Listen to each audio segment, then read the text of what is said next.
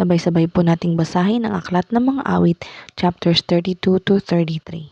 Mapalad ang taong pinatawad na ang kasalanan at pinatawad na rin sa kanyang mga pagsalangsang.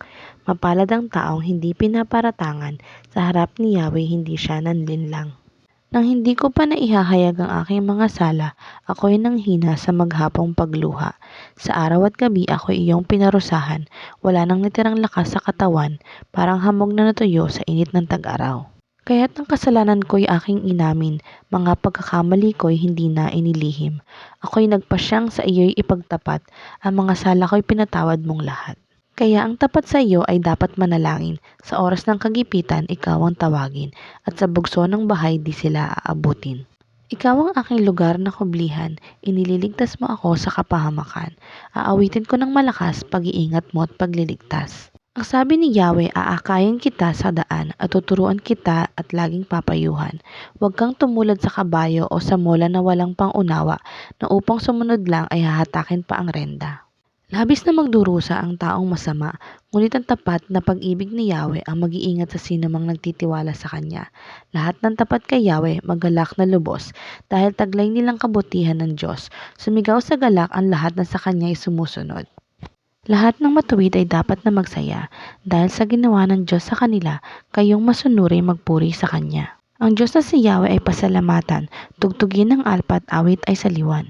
Isang bagong awit, awiting malakas, kasaliw ang tugtog ng alpang marilag. Si Yahweh ay tapat sa kanyang salita at maaasahan ng kanyang ginawa. Ang nais niya ay katwiran at katarungan, ang pag-ibig niya sa mundo'y laganap. Sa utos ni Yahweh nilikha ang langit, ang araw ang buwat talang marikit.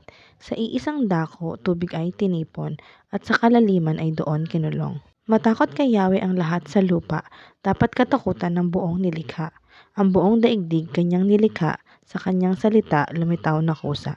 Ang binabalangkas niyong mga bansa, kanyang nababago at winawalang bisa.